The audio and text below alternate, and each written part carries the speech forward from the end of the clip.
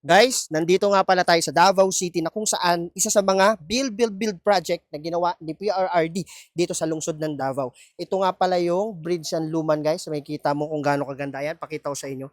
So ito yung pinakailalim niyan guys. So yan ang pinakailalim. At yung nakikita nyong ilog sa baba guys, yan naman guys ang Davao River na nag-uugnay sa iba't ibang lugar dito sa Davao City. So ayan guys, mahaba yung Davao River na yan. At kung mapapansin mo guys, napakalinis. Ayan no, kitang-kita mo naman kung gaano kalinis yung kanilang Davao River. At mapapansin mo, meron pa nga mga naliligo doon sa area na yan no. Ayan no. So imagine mo guys, dito lang yan sa may Davao City. So basta Davao City nga na proyekto, 101% sigurado na walang ghost project dahil talagang matibay at solid ang pagkatrabaho. Let's go. Ayan guys, yung tulay ng Davao City, isa sa mga build project ni PRRD dito yan sa Barangay New Valencia, City Luman. Ayan guys, napakatibay oh. Solid. Ito nga pala guys, ang palaking tulong ng tulay na to dahil ito ang nag-uugnay sa Bukidnon, Cagayan de Oro at Davao City. At yun nakikita nyo dyan guys, yung kulay green, yan naman guys ang water district ng Davao City na nagbibigay ng tubig at nagsusupply sa maraming residente dito sa lugar ng Davao City. So ano pang hinihintay mo? Ito naman ang Davao River na napakalinis, siguradong sureball na garantisado dito sa Davao City. So dito lang yan guys, sa may Davao City. Let's go!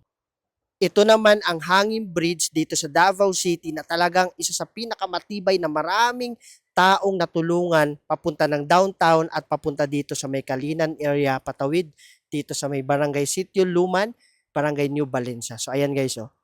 At ngayon guys, ang good news, napagawa na sila ng tulay, kaya naman nakakatawid na dito ang mga sasakyan at malalaking truck. Ito nga pala ang solid na tulay ng Sitio Luman. Napakatindi guys. Ayan oh.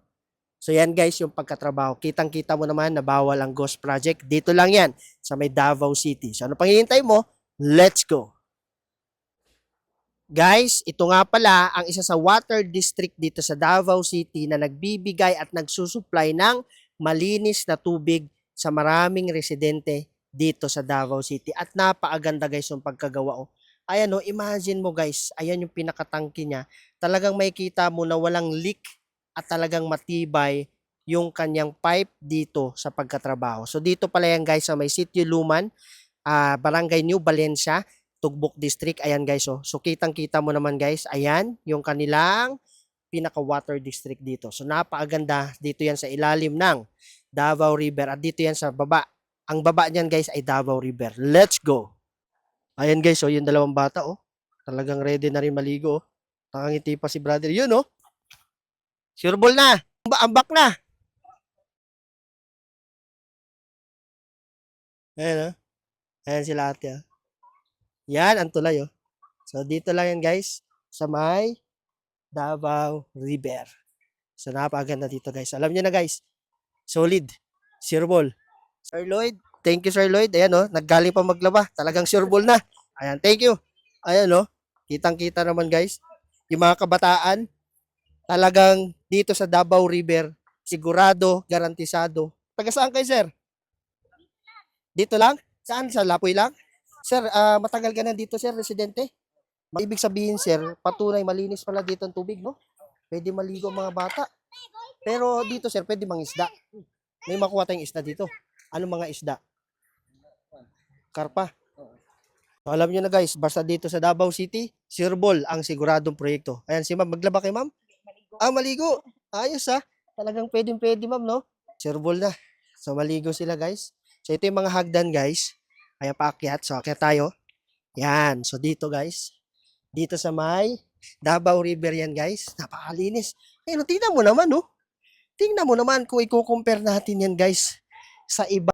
Ayan guys, andito tayo ngayon sa may Davao City at ito nga palang kinakatayuan ko. Ito nga pala ang Davao River na sobrang linis at talagang kitang-kita mo naman guys kung gaano katindi at kung gaano kalinis ang tubig dito. So imagine mo guys kitang-kita mo naman guys, napakalinis. Ang patunay na isa sa mga matindi at malinis dito sa may Davao River, ayan oh. Si ate oh, tingnan mo si ate oh, di ba? Nagugas ng plato. Imagine mo, tapos yung iba naglalaba. So parang buhay probinsya. So dito pa rin talaga guys. Dito lang yan sa Davao City. Na sobrang tindi at talagang napakaganda. Ayan yung mga anak ni Sir. Si Sir Tata, ayan oh. Imagine mo yung mga anak niya talagang naligo pa dito sa Davao River. Ayan oh. So ayan oh, kitang-kita naman guys na dito sa Davao City talagang sigurado na sureball ang proyekto. Ayan oh. Yan yung tulay.